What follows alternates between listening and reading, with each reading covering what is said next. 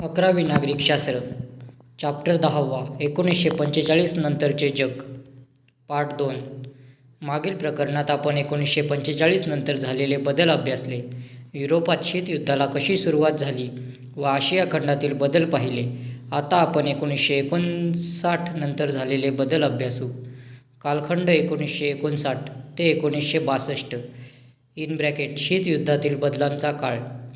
Camp David शिखर परिषदेनंतर शीतयुद्धात एका नव्या युगाला सुरुवात झाली. या भेटीमुळे शीतयुद्धातील दोन विरोधकांमध्ये एकमेकांबद्दल सद्भावना निर्माण होणे अपेक्षित होते, परंतु अमेरिका व सोव्हिएट रशिया या देशांमध्ये तणाव उत्तरोत्तर वाढतच गेला. 1961 मध्ये सोव्हिएट रशियाने बर्लिनची भिंत उभारायला सुरुवात केली. या भिंतीमुळे पश्चिम बर्लिन हे शहर उर्वरित देशांपासून अक्षरशः तुटले. लोक पूर्व आणि पश्चिम बर्लिनमधून प्रवास करू शकत नव्हते. कुटुंबे आणि मित्रपरिवार एकमेकांपासून विलग झाले. 1962 मध्ये क्युबा क्षेपणास्त्र पेच प्रसंग उद्भवला. ही घटना शीतयुद्धाच्या काळातील सर्वात महत्त्वाच्या घटनांपैकी एक होती. सोव्हिएट रशियाने क्युबामध्ये क्षेपणास्त्र तैनात केली, ज्यामुळे अमेरिकेला थेट धोका निर्माण झाला. उत्तरादाखल अमेरिकेने क्युबाची सागरी नाकेबंदी केली. शीतयुद्धातील प्रतिस्पर्धी अशा प्रकारे प्रथमच एकमेकांसमोर उभे ठाकले.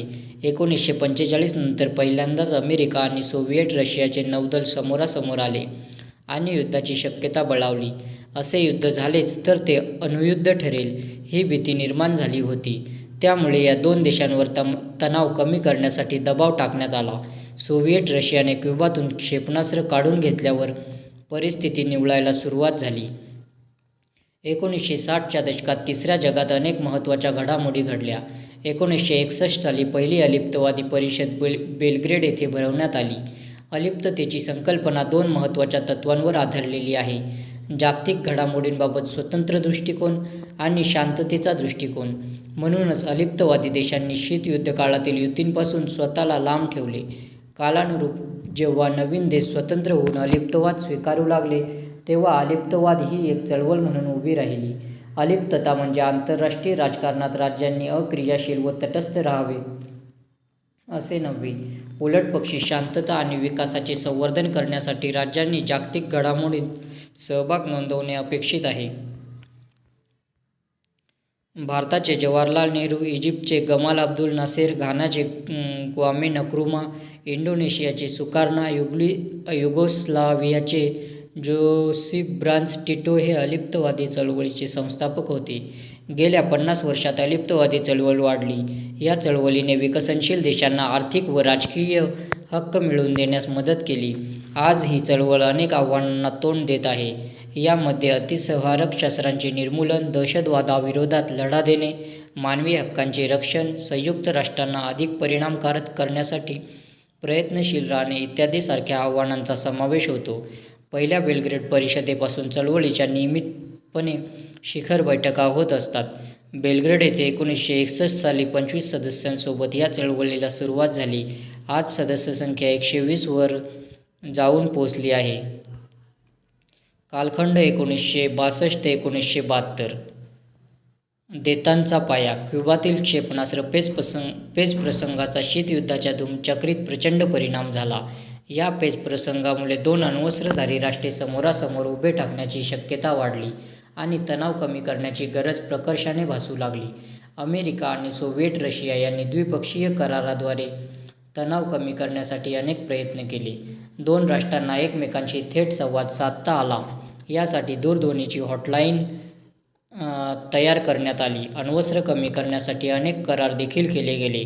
1972 मध्ये अमेरिकेचे राष्ट्राध्यक्ष रिचर्ड निक्सन आणि सोव्हिएट रशियामधील साम्यवादी पक्षाचे जनरल सेक्रेटरी लिओनिड ब्रेझनेव मॉस्कोमध्ये भेटले. दोन्ही राष्ट्रातील तणाव कमी करण्याच्या प्रक्रियेची सुरुवात या महत्त्वाच्या भेटीने झाली. या भेटीदरम्यान आण्विक क्षेपणास्त्रांच्या संख्येवर मर्यादा घालण्यासाठी दोन्ही राष्ट्रांनी करार केले. 1972च्या मॉस्को शिखर संमेलनाने तणाव शिथिलीकरण पर्वाला सुरुवात झाली. देतांत म्हणजे ताणतणाव कमी करण्याची प्रक्रिया. अमेरिका व सोव्हिएट रशियाने परस्परांमधील ताणतणाव कमी करण्याचे प्रयत्न सुरू केले. या काळात घडलेली अजून एक महत्त्वाची घटना म्हणजे अमेरिका आणि चीन यांच्यातील सुधारलेले संबंध.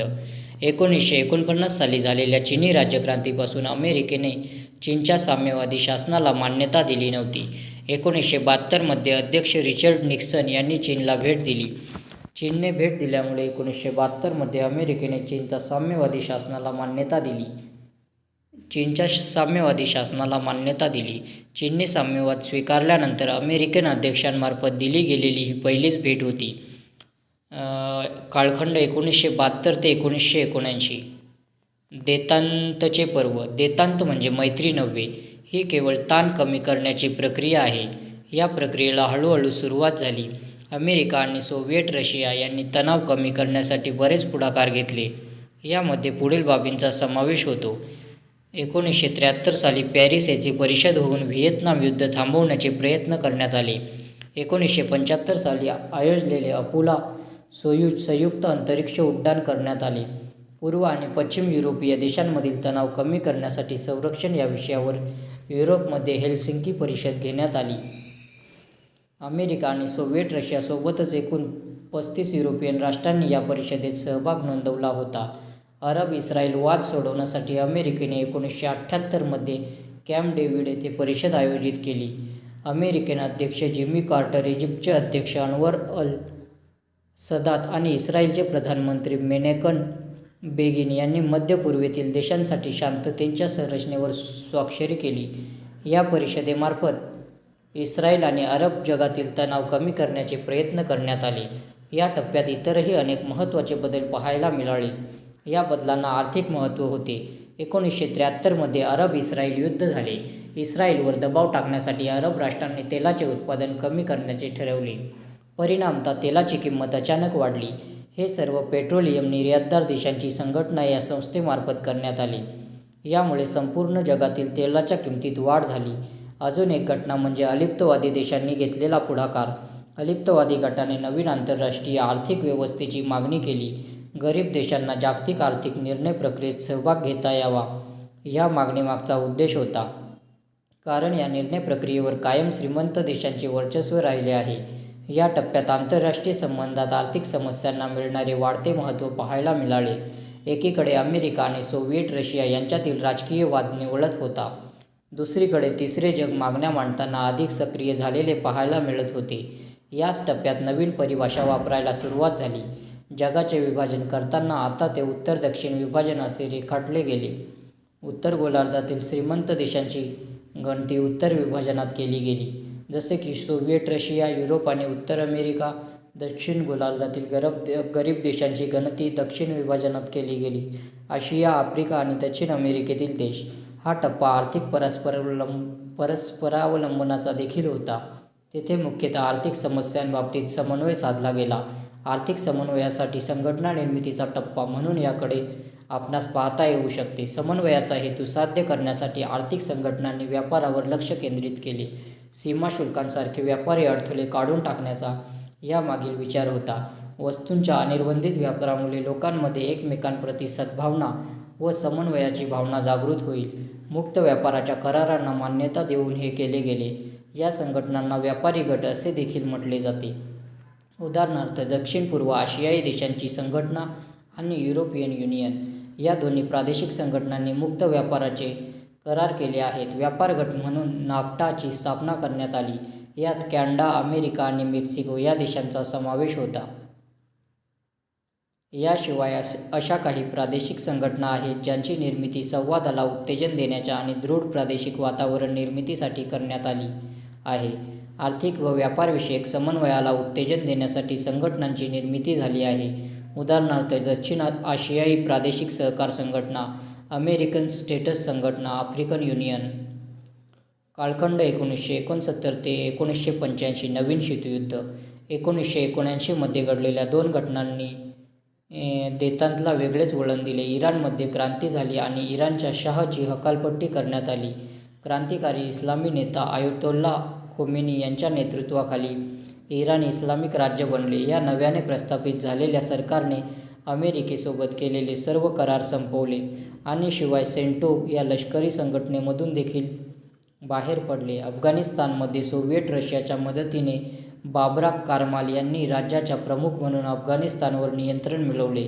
अफगाणिस्तान हा समाजवादी देश म्हणून उदयाला आला, ज्याचे सोव्हिएट रशियाबरोबर अतिशय घनिष्ठ लष्करी करार आहेत. या घटनांमुळे देतांचे पर्व संपुष्टात आले. त्यानंतर नव्याने सुरू झालेल्या युगाला नवीन शीतयुद्ध असे संबोधले गेले, कारण शीतयुद्धाच्या काळात अमेरिका व सोव्हिएट रशियामध्ये असलेले तणाव पुन्हा निर्माण झाले. कालखंड 1985 ते 1991 या टप्प्यात सोव्हिएत रशियाच्या धोरणात काही महत्त्वाचे बदल पाहायला मिळाले.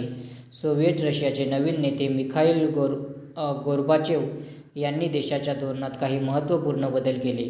त्यांच्या पेरेस्ट्रायका व ग्लासनोस्त या संकल्पनांमुळे व परराष्ट्र धोरणाच्या नवीन दृष्टीमुळे सोव्हिएत रशियाचा दृष्टिकोन बदलला. गोर्बाचेव यांच्या नव्या परराष्ट्र धोरणाची वैशिष्ट्ये पुढीलप्रमाणे: चीनसोबत संवाद, शस्त्र नियंत्रण व निःशस्त्रीकरणावर लक्ष केंद्रित, अफगाणिस्तानातून माघार, भारतासोबतचे संबंध सुधारणे.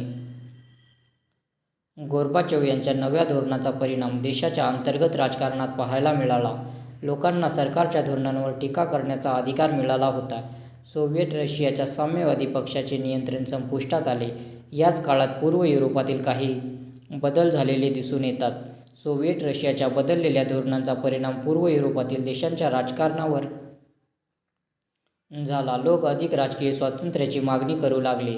1989 मध्ये पूर्व युरोपातील साम्यवादी सरकारविरुद्ध जनउठाव करण्यात आले. पूर्व युरोपात झालेल्या या क्रांतीमुळे पोलंड, चेकोस्लोवाकिया, हंगेरी, रुमानिया, पूर्व जर्मनी आणि बल्गेरिया येथील साम्यवादी पक्षांची सत्ता संपुष्टात आली.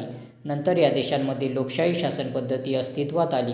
पूर्व युरोपातील बदलांचे वारे सोव्हिएट रशियामध्ये देखील शिरले. 25 डिसेंबर 1991 रोजी गोर्बाचेव यांनी सोव्हिएट रशियाचे अध्यक्ष म्हणून राजीनामा दिला. दुसऱ्या दिवशी सुप्रीम सोव्हिएतने मतदानामार्फत सोव्हिएट रशियाचे देश म्हणून असणारे अस्तित्व संपवले. सोव्हिएट रशियाचे विघटन झाले आणि नवीन देश अस्तित्वात आला. जर्मनी हे एक राष्ट्र म्हणून निर्माण व्हावे यासाठी 1990 मध्ये पूर्व व पश्चिम जर्मनीचे एकत्रीकरण झाले.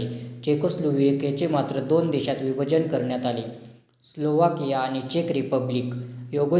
युगोस्लावियाचे देखील सर्बिया, क्रोएशिया, बोस्निया आणि हर्जेगोविना, मॅसेडोनिया, स्लोव्हेनिया, कोसोव्हो आणि मॉन्टेनिग्रो या देशांमध्ये विभाजन झाले. यामुळे आपल्याला आता युरोपमध्ये आणि पूर्वाश्रमीच्या सोव्हिएट रशियाच्या भागात अनेक नवीन देश पाहायला मिळतात.